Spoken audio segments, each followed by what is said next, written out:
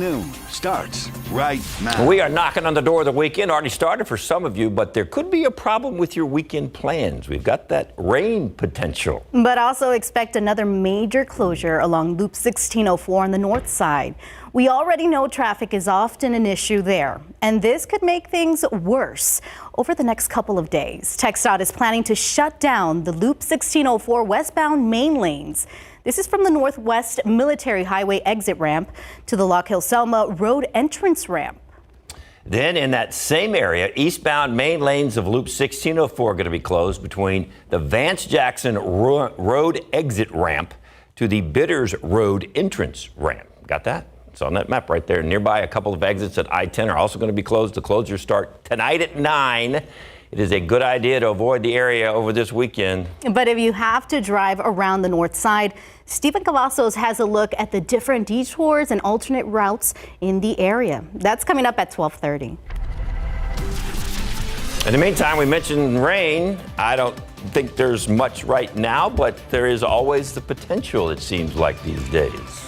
You're right. We're moving into a more active pattern, David. And I don't think anyone's complaining. I haven't heard any complaints yet, at least. The rain is a good thing. And I think we're going to get some more widespread, fairly beneficial rain as we head into Sunday and Monday. It's looking good. Right now, most of the rain is down there along the coast. You're going to find some heavy rain down near Port Lavaca, Rockport, down to Corpus Christi. But here in San Antonio, not much. We notice a few sprinkly showers there south of Cotulla. And I think as the day wears on, we could see a couple of showers pop up. But if we see anything, it's going to be light and probably won't cause a lot of issues. We'll keep a 30% chance of rain in the forecast, but temperatures will stay on the cool side. 60 forecast high today. That's it. Look for some breezy winds out of the north, too. That 30% chance of rain goes right on into this evening and overnight tonight. For Veterans Day, just a 20% chance of rain. 61, there could be a few peaks of sun. But the clouds return on Sunday, and we've got good rain chances starting Sunday afternoon going into Monday morning. Perhaps a steady light rain. Sunday evening could be a great time to just stay indoors and check out a movie or something like that. We're going to take a closer look at the rainfall, how much we could see, and we'll let you know when the sun pops back out. That forecast here in just a few minutes, guys. All right, it's a good question. Thanks, Dustin. A star UTSA wide receiver pleaded no contest in a DWI case. This comes almost a year after a crash near the UTSA campus. Police say Joshua Cephas had an elevated blood alcohol level during that crash back in December. However, he wasn't arrested until July, and that's when he was charged with DWI. His arrest came hours after a KSAT investigation revealed delays in the criminal case moving forward. KSAT Investigates later discovered that Cephas was accused of repeatedly violating conditions of his pretrial release. Records show that includes skipping breathalyzer tests. And yesterday in court, Cephas was given 15 months probation, no jail time. He also has to pay $870 in fines and court costs. And a man who BCSO accuses of convincing a young girl to run away from her family's home and sexually assaulting her multiple times is now in jail. That's according to Bexar County Sheriff Javier Salazar. 34-year-old Laconda Watson Jr. was arrested at his home yesterday on a charge of aggravated sexual assault of a child. Sheriff Javier Salazar said the victim, a 13-year-old girl, made an outcry about the sexual assault while she was being seen by a nurse at her North Bexar County school for an unrelated arm injury. The sexual assault occurred in late October. According to Salazar, the victim said she was in a dating relationship with another young man who was familiar with Watson. The victim has since returned home to her family. Salazar said there could be more victims connected to Watson. Anyone who has more information or wants to file a report is urged to contact BCSO at 210-335-6000. Parents and students at Seguin High School may have noticed more law enforcement on campus today. That's because police arrested 2 teens who are accused of threatening the school in a video that was circulating around social media. Seguin police say 18-year-old Isaiah Hyder and 19-year-old Franklin Napier were identified as the teens in that video. They are now being charged with 1 count each of making a terroristic threat. They were arrested last night and booked into the Guadalupe County Jail. Seguin police say those extra officers are on campus today just to make sure everyone is safe, and they continue to encourage anyone to see something, say something when anything like this comes up again. Floresville Police Chief is out. After a months-long investigation, the City Council voted to fire Lorenzo Herrera this week.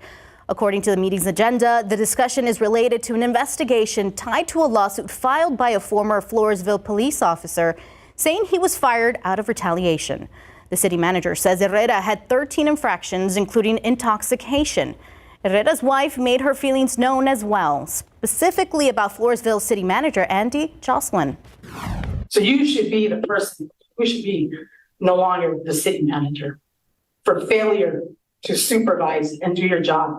Because there's not one write-up, but you have the nerve to come up here and recommend termination. You should recommend termination for yourself.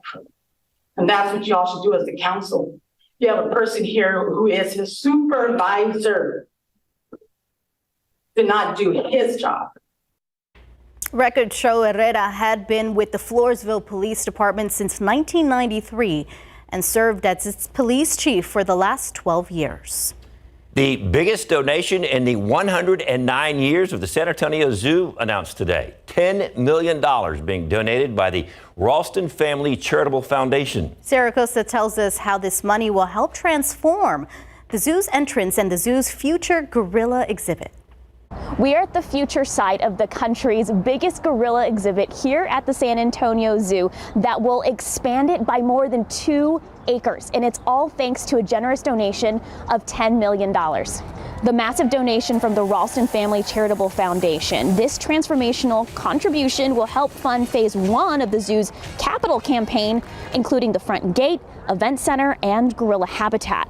Shannon Ralston, the founder of the foundation, says this is all about families spending more time together. This is going to give an opportunity for families to spend time together and come out and really enjoy fascinating animals. It's also a memory of my mother, who unexpectedly moved to heaven early on us about 3 years ago. She was a big fan of the zoo and brought my sisters here when they were younger.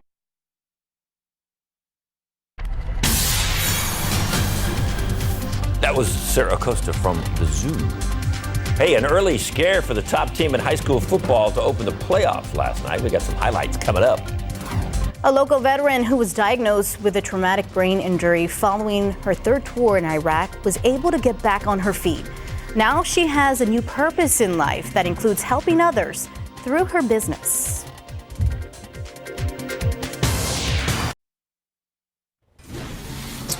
Tomorrow is Veterans Day, and we want to say thank you to all those who have served. KSAT12 producer Haley Powers shows us how one veteran was able to take back control of her life after a traumatic experience overseas. It was a lot of recovery, a lot of understanding my new me. Marlene Zander's world was turned upside down during her 3rd tour in Iraq. Her vehicle was struck by an IED, and the explosion caused Marlene to be diagnosed with traumatic brain injury. Because I developed a seizure disorder, so I would have like 10 to 12 seizures a day. I couldn't really walk but 5 feet without having one. After returning from Iraq, Marlene struggled with transitioning into a civilian life. The military nonprofit Simplify and America's Fund helped her overcome her PTSD, depression, and get her disorder under control. It like amplified my mental health, my physical health. I started to feel better about me. After getting back on her feet, Marlene opened her mobile personal training business called Fitness Brigade. Through her business, Marlene is able to help people who are housebound, injured, and children on the spectrum. She says this has helped her find her new purpose in life. Developing camaraderie with others, or getting back into, having that friendship with others or understanding others that are like-minded with me. Haley Powers, KSAT12 News. That was an incredible story, an incredible journey. Now, several city, county, and state government offices will be closed today. This, of course, in observance of Veterans Day. That includes the Housing Assistant Hotline, some brush recycling drop-off centers. Libraries are open today, but they'll be closed tomorrow. Scan the QR code to see a full list of closures on KSAT.com. To commemorate Veterans Day, restaurant chains, stores, and businesses in the San Antonio area all offering freebies, deals, and discounts for veterans and active duty military members. We have that list on KSAT.com. It includes free pancakes at IHOP tomorrow, a free breakfast taco at Smoky Mo's tomorrow. And the San Antonio Zoo offering free admission for active duty military members and veterans throughout November with a valid military ID. Plus, They can get a discount for up to 4 guests. You can find more details on KSAT12 if you scan that QR code. All right, outside with live cam. So it can rain this afternoon, hold off a little bit while we have high school football tonight, and then hold off tomorrow while we have the Veterans Day celebration, and then back at it on Sunday. Yes, I love that plan. Put in that request. I think we can make that work. I think we can make that work. And yes, a big thank you. We've got some pictures, by the way, on KSAT Connect we're going to share with you a little bit later. You guys have done a great job of sending in pictures of those veterans, and we want to share them with everybody. The aquifer is down 0.2 of a foot to 635 even. And in your pollen count, molds jumped up. We washed out all the other allergens, but molds jumped up because of the rain. We've got more on the way, but it times out pretty well. I'll show it to you coming up.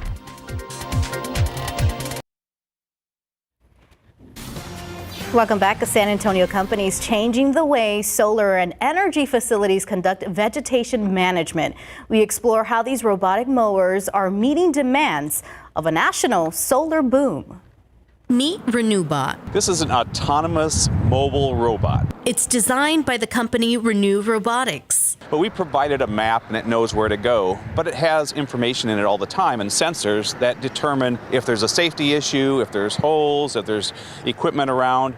It uses LiDAR and it uses cameras to determine that. We introduced you to this robotic mower a few years ago. A lot has changed since I reported on this in 2019, from the technology to the demand. The demand is huge. Today we see about 1 million acres under solar panels, and within a few years, by 2030, we're going to see about 6 billion acres.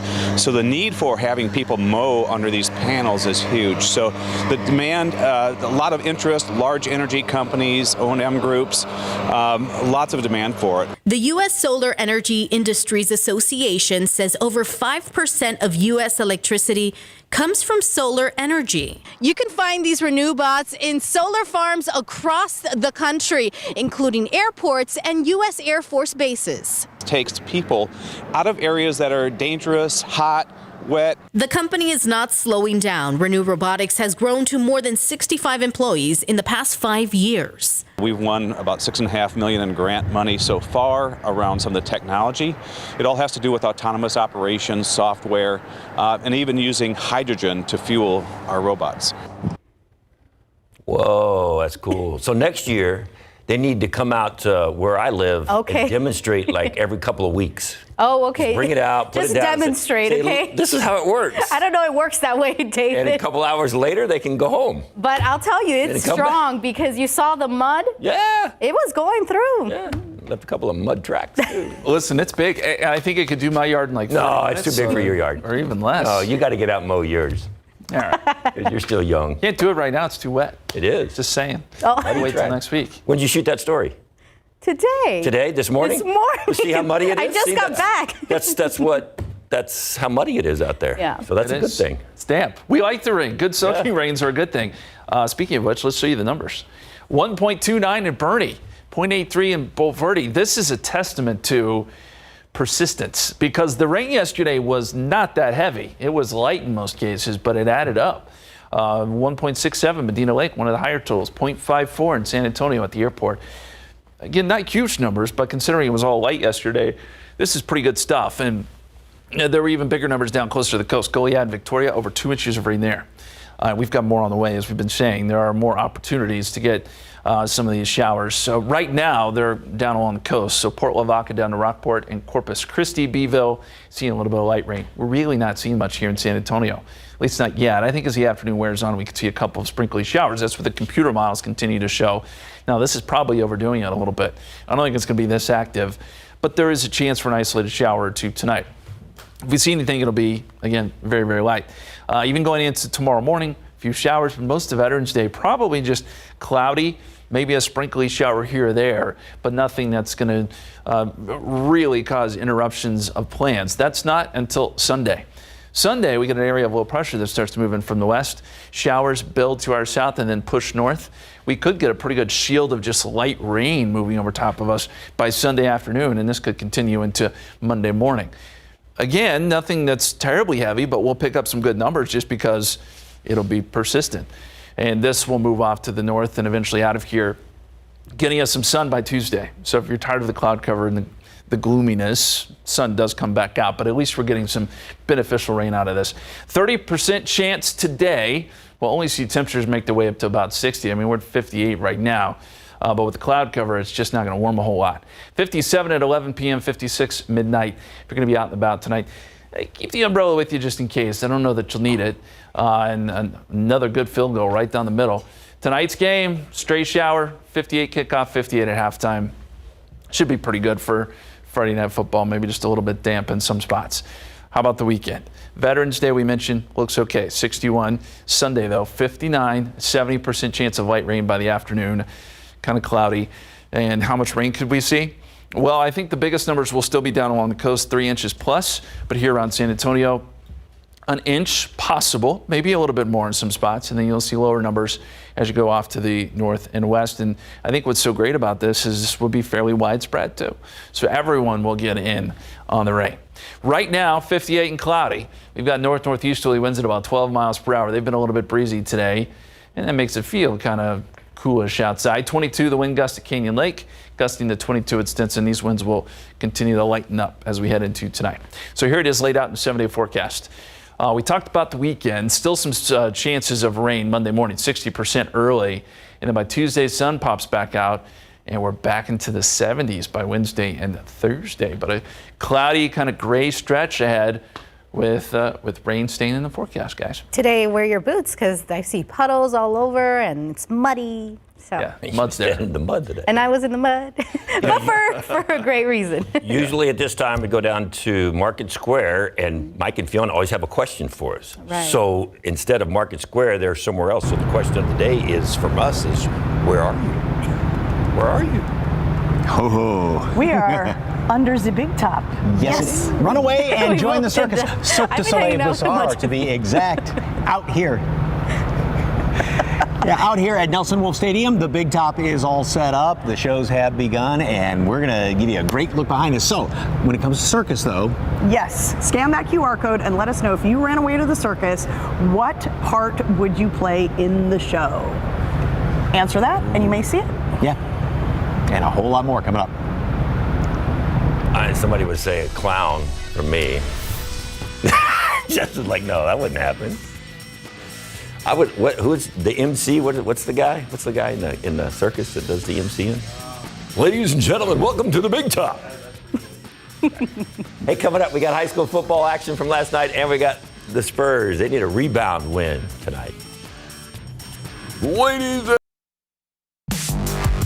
big time playoff weekend kicked off last night, so let's get started with the first round matchup between the Brandeis Broncos and the number 1 ranked Steel Knights. This is Class 6A Division II by district. First quarter, Steel quarterback Chad Werner. Yeah, can he throw a wet ball? Sure he can, and he can throw it deep. Jalen Cooper's got it. That's a 40-yard gain in the Broncos territory. That led to a 3-yard touchdown run by Jonathan Hatton. That makes it 7-0 Steel. There it is. He breaks outside. Later in the quarter, Hatton again. He's going to break off a 14-yard score run. The Knights led 14-0, and then they advance 42-14. All right, take it to Ferris Stadium. The undefeated Harlan Hawks hosting the Eagle Pass. And the bird fight went to the air. Andres Garcia throws into the wind. Jose Hernandez comes down with it. That's 75 yards. Nobody's going to catch him. Harlan answers, though. They give it to Tavion Ford, and Mr. Ford puts the pedal to the metal, and he's gone 63 yards. Check out that speed, that little move right there. Breaks the tackle, and see ya. Harlan stays undefeated, winning a close one, 27-20 in the by-district round. All right, Comalander Stadium, Class 3A Division I by-district matchup. It's the Lido Pirates and Blanco Panthers. Gets to the fourth quarter. Panthers quarterback Cameron Anderson fakes the handoff, keeps it himself. That's going to be a 15-yard nice move right there, run. Blanco strikes first, 7-0. Later in the quarter, it's Cameron Anderson again. And guess what? This is another fake handoff and another run. This time he's going left. Doesn't have to make quite as many good moves. That's 15 yards again. Number 8, Blanco, moving on, 47-0. The Marion Bulldogs tried to take a bite out of the undefeated Jordanton Indians last night at Rutledge Stadium, Class 3A Division I playoff game. Second quarter, Bulldogs quarterback Bo Stahl takes off with it. Here he comes, and there he goes. That's a nice run. How about that block from Garrett Mann? Little man-sized hole right there. Bo knows the end zone. That was a 15-yarder. Tied at 7. Second quarter, third quarter, same score. Indians quarterback Matthew Hicks scores from 2 yards out. Jernigan's up 14-7. And the final from Rutledge. Jernigan Anton takes it 35-14. All right, last stop of the night. Cole Cougars facing number 3 Hondo Owls, Heroes Stadium. Third quarter, Owls ball with the lead. Dayton Rodriguez, handoff. Runs into the line, but then bounces right through a little hole right there, and he's gone. Second level, and nobody's going to catch him. 78-yard touchdown run makes it 28-16 Hondo. So we've got some scores for you. Let's take you to the scoreboard. There's that final 35-30 Hondo over Cole, and then it's Fredericksburg losing to Davenport 62-14. And you've got Bernie over Taylor 42-28. And some more scores, 68-0, Wimberley over Pearsall. And it's Randolph shutting out Crystal City 49-0. And Fall City and Iola. Fall City gets to win 35-0. And Sabinal over Bruni 40-8. We did have a rough start collectively. And but we're young, the youngest team in the league, so we're learning. Yeah, you could say it's a rough start. Women and the Spurs are back home trying to end a 3-game losing streak. The last 2 were blowouts before you could say Big Apple. The Knicks were up 13-0 the other night. They went on to win at 126-105 at Madison Square Garden. The Spurs are now 0-3 versus the Eastern Conference this season. So here's the good news. They're back home, and they're not taking on an Eastern Conference team. They're taking on the Minnesota Timberwolves tonight, Frost Bank Center. NBA in-season tournament group play. All that amounts to is they need to win tonight. Go Spurs, go. That's it. There you go. They need to drink something warm to get them fired up? Yeah. All right. All right. Whatever it takes. The American Heart Association's Heart and Stroke Walk is happening tomorrow. This noon, we're hearing from a family taking part in the event about why they want to spread awareness. Traffic on the north side is nothing new, especially along 1604. However, there's another big closure you're going to be wanting to know about. It starts tonight. After the break, Stephen Cavazos takes a look at what's shut down and how you can get around it all.